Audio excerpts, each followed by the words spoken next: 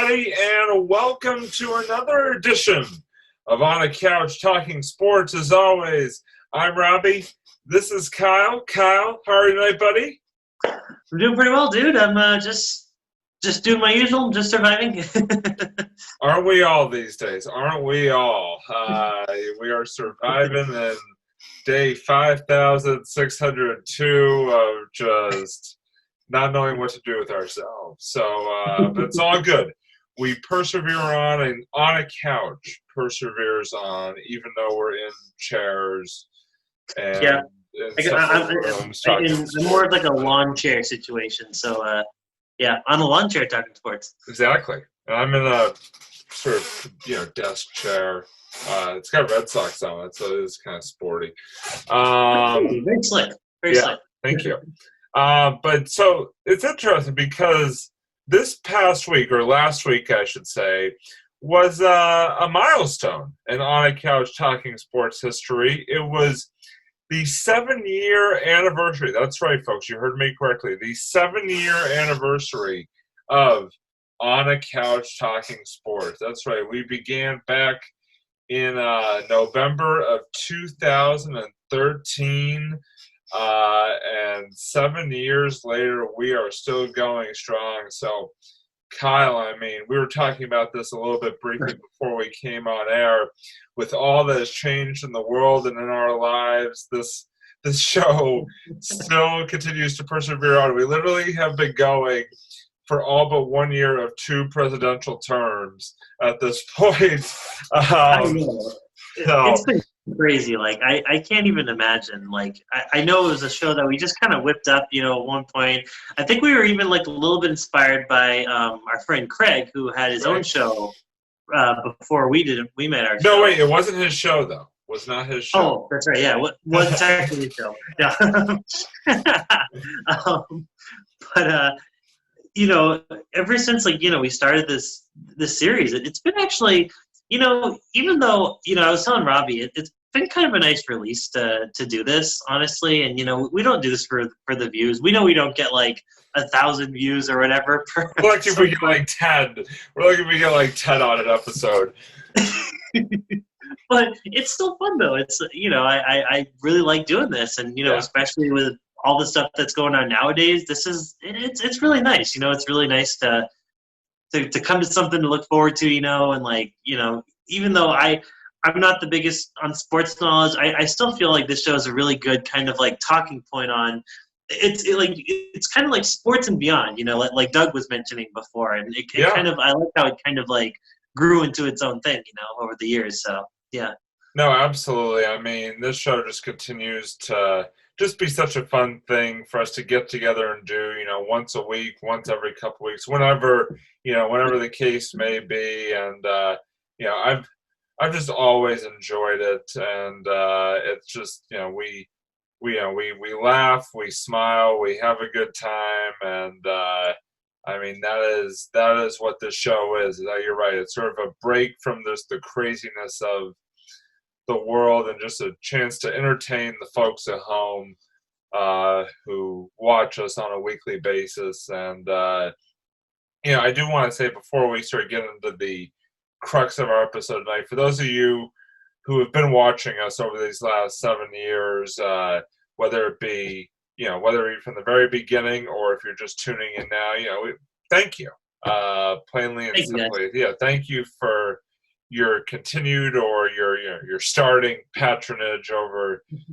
these last 7 years. We have really enjoyed bringing the show to you in various formats and various locations, and on our feet and on our behinds.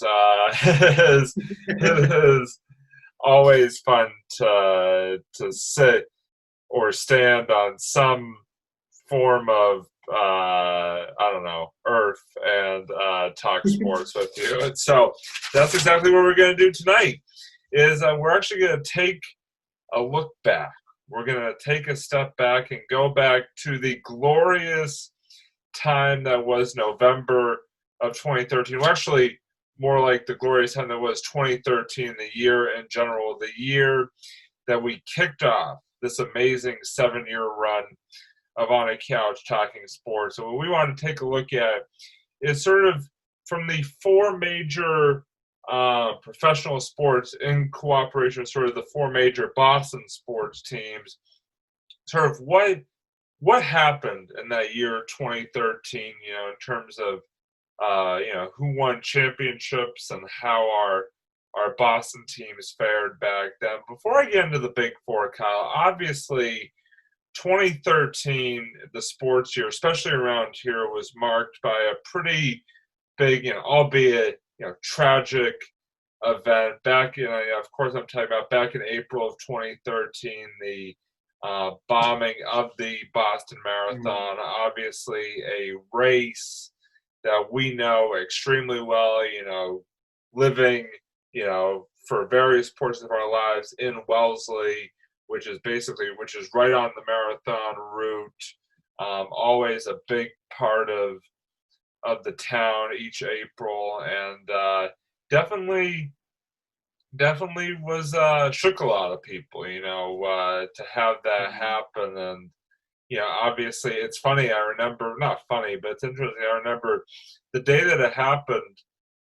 It was still a few months before we started On a Couch, but it's kind of interesting to think back that Kyle and I actually hung out on Patriots Day of 2013, like right after the explosion happened. I remember we went out to dinner, and all over the TV, when we were out having dinner, and afterwards was just video after video of what had happened and all the news and stuff like that.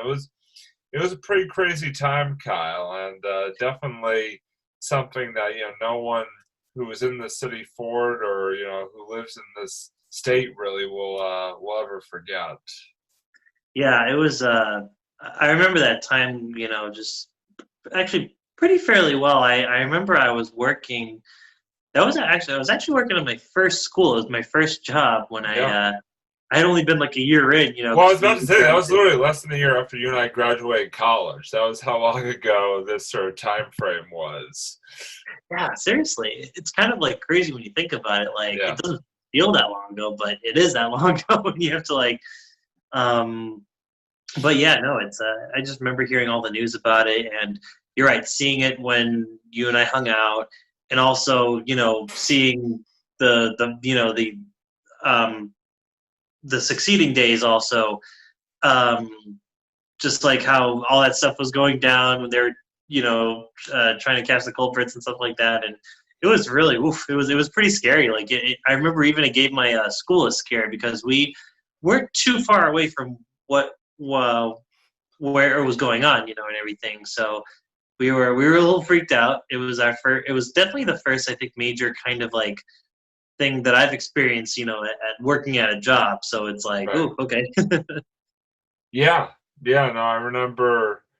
I mean, just at that time, I had the luxury or the opportunity to be able to coach high school baseball that spring. I remember over at Lincoln Sudbury High School for that one season, and I remember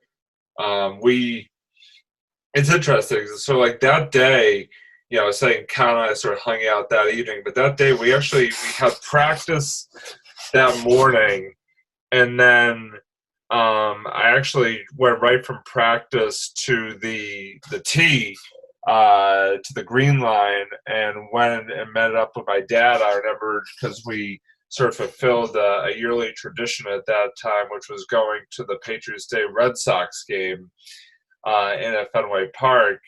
And so we went in, and it was a beautiful day, and the Red Sox won on a walk-off hit, which was awesome. And then I remember we both sort of had to come out like pretty like right away after the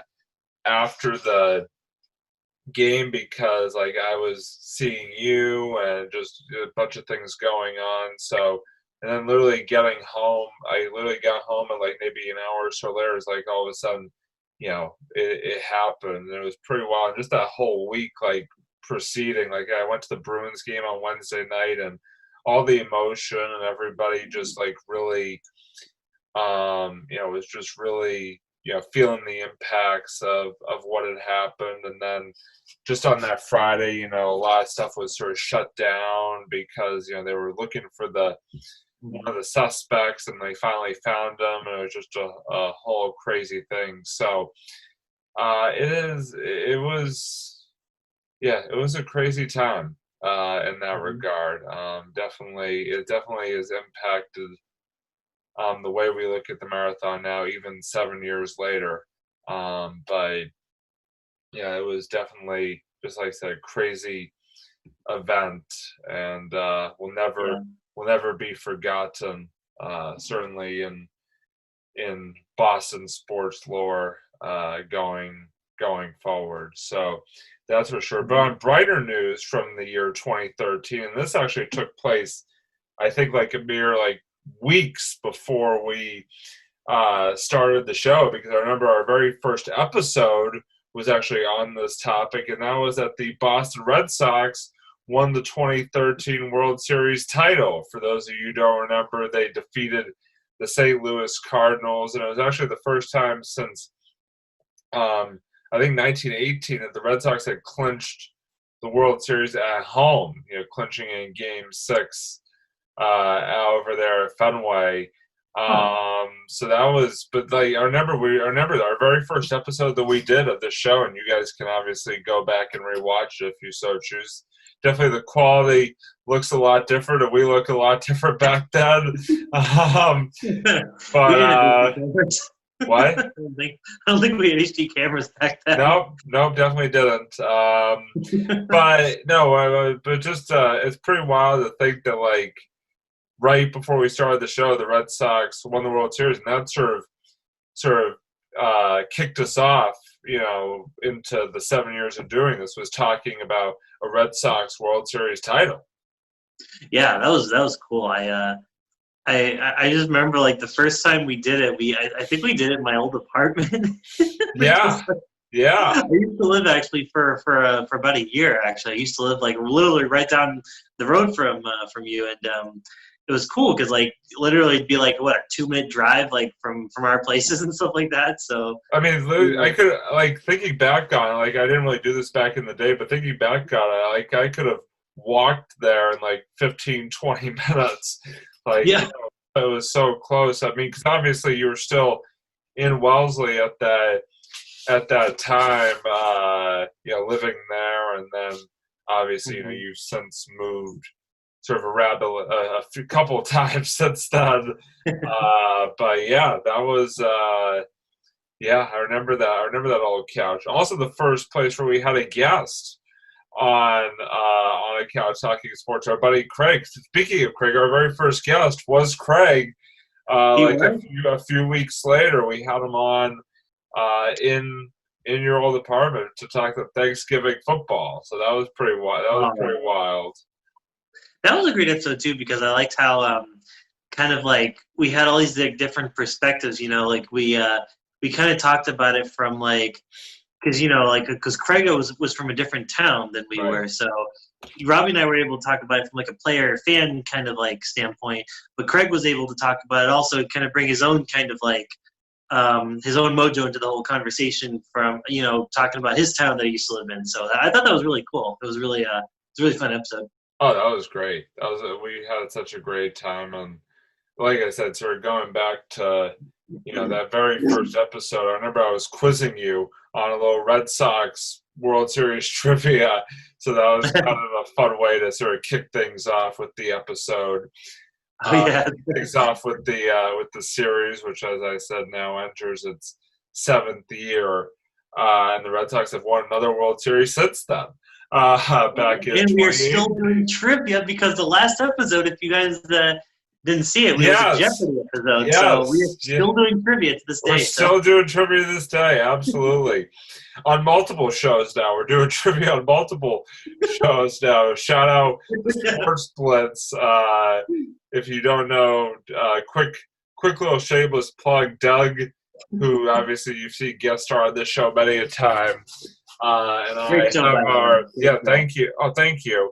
We have our own little sports podcast called The Sports Blitz, and Kyle has guested on several episodes, and the last couple ones we've been doing some movie and video game trivia, which has been really cool.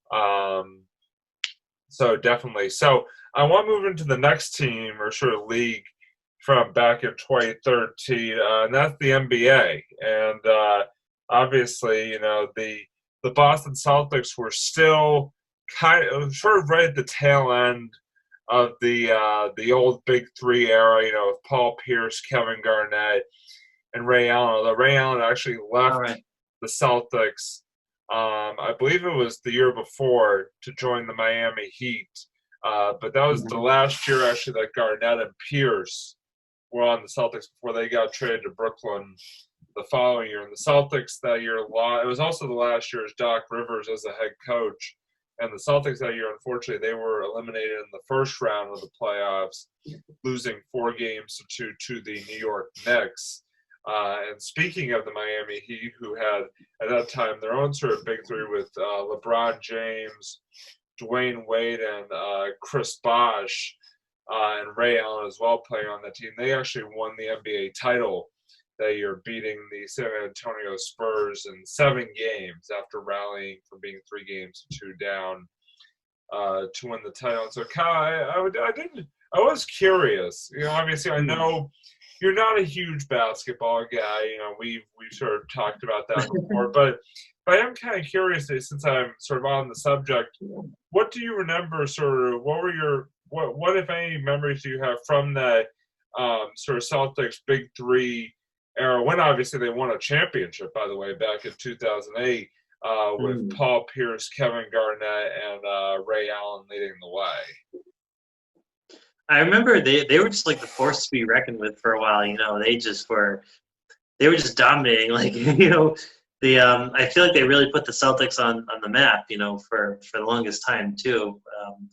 And everyone, I remember, had those jerseys, and I think if I remember correctly, I think one of them may have actually even been at the Roach Brothers that I used to work at back in the late 2000s, early 2010s. Well, probably was Ray. Well, Ray Allen lived in Wellesley, so probably. Yeah, it was Ray Allen. Ray Allen. Yeah. Yeah, I heard people. It was too bad because I never saw him when I worked there.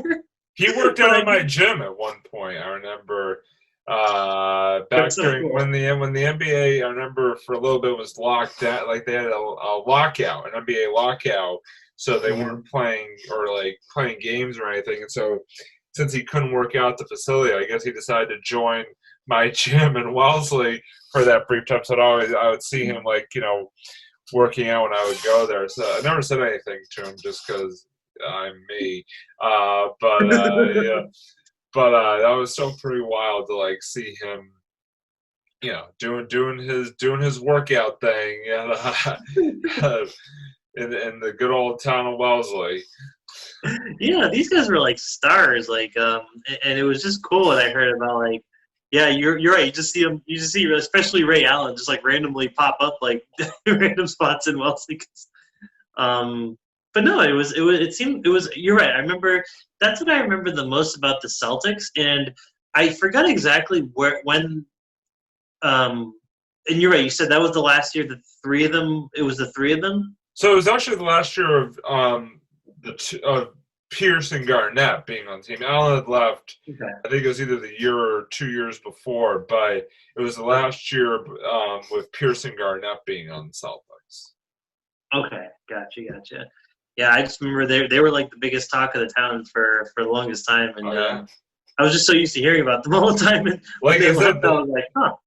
Like I said, they won a title in 2008, our senior year in high school. They won their last title, which is pretty wild. That's awesome.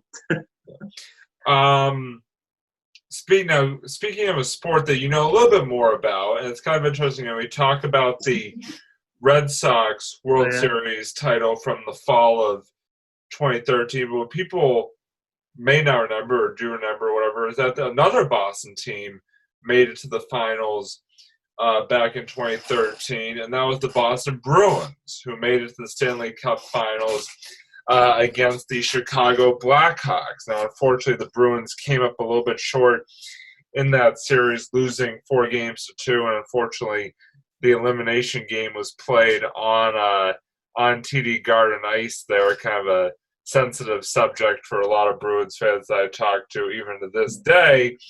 But I will say this about the 2013 Bruins: they definitely provide like an emotional like lift for the city, right? Like immediately after what happened at the marathon, and even just a few months later, making it to the Stanley Cup Finals. And I was mentioning this a little bit earlier, but it's worth repeating, is that the very first Boston sporting event post-marathon was a Bruins game. 2 days later, they were hosting the Buffalo Sabres. And it's funny because I had tickets to that game like before the marathon even happened. Like I got tickets like a week or two prior.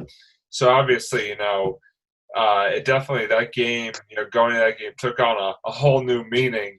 And I remember just the emotion and just, everybody sang the national anthem, and it was just quite the atmosphere, and something I'll never forget. And then, like I said, the Bruins, flash forward, 3 months or so, and they're playing in the Stanley Cup Finals. Like I said, they came up short, but it was, a pretty uplifting thing for Boston just to see them, in the wake of what had happened, get all the way to the Stanley Cup Finals. I know a lot of people definitely were very pumped up by just that whole run, win or lose. Yeah, I totally agree. It's funny because I know we always joke around that I'm a little bit more of a Canadian fan myself, but and I tend to usually favor them more than any other team. But having said that, when the Bruins are not against the Canadians, I am also a Bruins fan. If it's Bruins versus any other team that's not Canadian, then yeah, I'm obviously going to cheer for the Bruins. Even the Maple Leafs, I don't care about the Maple Leafs. Don't care. Beat the Maple Leafs, Bruins. I don't care. It was nice though. I think you brought up a really good point that the Bruins, especially, you're right. That game I remember. I don't think I may have watched a little bit of it on TV, but just really the sports in general. Because it was also the Bruins and the Celtics, and I think weren't the Red Sox also kind of? They were pretty much all starting. Oh yeah. When you see those three teams, especially like kind of all in like full force, and it really, I thought, did a good job at bringing like the community together, and really kind of like it really started that whole Boston Strong movement, which it was really great. It was really positive way, to really kind of like, to really get everyone together and just kind of like keep that positive outlook going. And, as horrifying as the marathon was, that year, it was still, the whole Boston Strong thing, afterwards really kind of like, I feel like picked up a lot of people's spirits after. And I thought that was a really good thing. So I couldn't agree more. I think you hit the nail right on the head there. Boom. It was, obviously it was disappointing for them to lose, in the finals like that, especially it was kind of a heartbreaking final game at home, but it doesn't change the fact that, just the run they had, and just, with everything that was going on, I think that's the bigger thing, is that, like, just the run that they had, and even just all those teams, kind of really, taking on that Boston Strong mentality, and really, helping to uplift the city in the wake of what had happened was just something that was really, really special to see, without a doubt. I mean, like I said, I agree with you 100% on that. And it was like I said, it was just an exciting time to watch sports. Sort of gave you a chance to sort of, put out of mind what had happened, and, sort of focus on the positives, and sort of the togetherness of, bringing all the fans together, and uniting people, and, all that good stuff.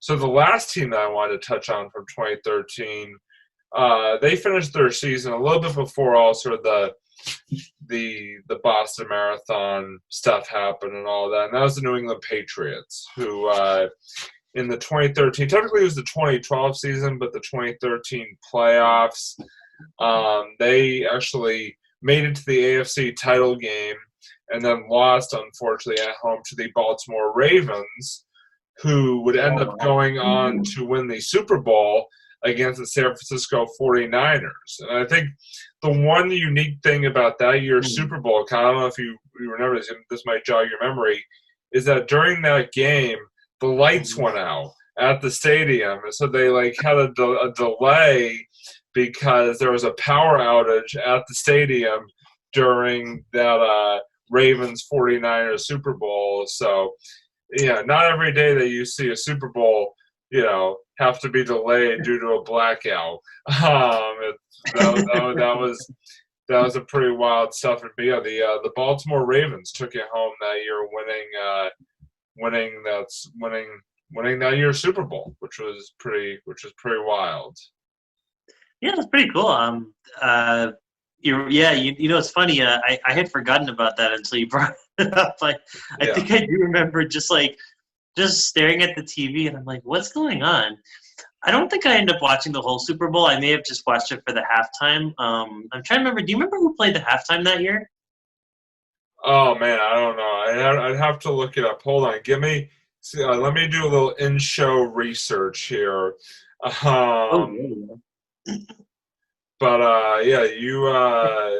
Anyway, continue, because it's going to take me a second here. But, that's the thing I remember most about that Super Bowl. It was Beyonce.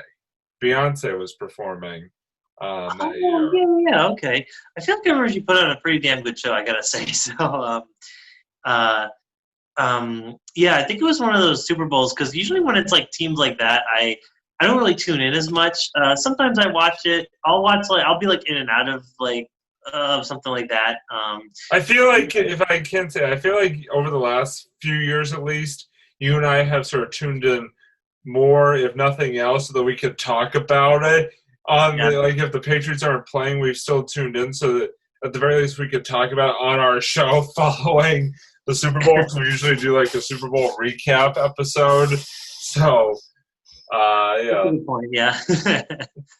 It's kind of nice because the one good thing about the Super Bowl is, even if you don't really care about any of the teams that are playing, it is kind of nice because it's kind of a nice event to have once a year. And, and they do really – it is cool to see they get someone really famous to sing the national anthem at the beginning. Oh, yeah.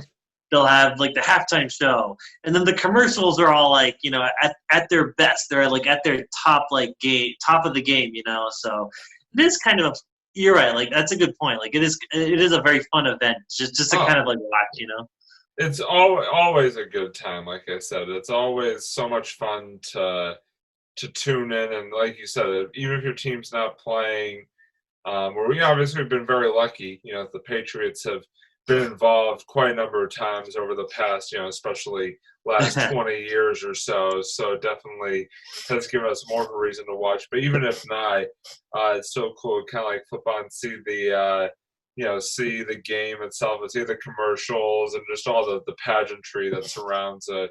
For sure, always a fun event to witness, on the television. On your television screens. So that's kind of the 2013 year in sports, and like I said, that was the opening year of this show that now 7 years later we're still going strong here, and hoping for some more years ahead of us. Obviously.